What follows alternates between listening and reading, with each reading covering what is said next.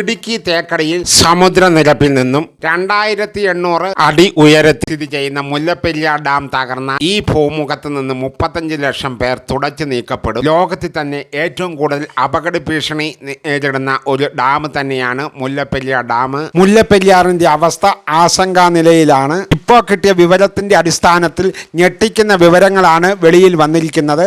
അണക്കെട്ടിന്റെ വലതുവശത്തെ പാർശ്വഭിത്തിയുടെ ബലമില്ലാത്ത അവസ്ഥയാണ് ഇപ്പോൾ ചൂണ്ടിക്കാട്ടുന്നത്. തമിഴ്നാട്ടിൻ്റെ കൈവശമുള്ള ഈ മുല്ലപ്പെരിയാറിൻ്റെ ഒരുവിധ അറ്റകുറ്റപ്പണികളും നടത്തുന്നില്ല എന്നുള്ള വിവരമാണ് ഇപ്പോൾ പുറത്തു വരുന്നത്.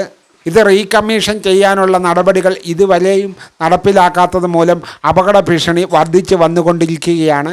100 വർഷം മുമ്പുണ്ടായ മഹാപ്രളയത്തിനും കാരണം മുല്ലപ്പെരിയാറിൽ നിന്നുള്ള ജലപ്രവാഹമായിരുന്നു എന്നാണ് റിപ്പോർട്ട് വരുന്നത്. ഇനി ഇതുപോലെയുള്ളൊരു ജലപ്രവാഹം അതിലേക്ക് വന്നു വീഴുകയാണെങ്കിൽ അതിന് താങ്ങുവാനുള്ള കരുത്ത് ഇപ്പോൾ മുല്ലപ്പെരിയാറിനില്ല. 20 ലക്ഷം പേരുടെ വോട്ട് ആവശ്യമുണ്ട് റീകമ്മീഷൻ ചെയ്യാൻ. പലരും ഒപ്പ് ശേഖരണം തുടങ്ങിയിട്ടുണ്ട്. നമുക്കും അതിൽ പങ്കാളികളാകാം.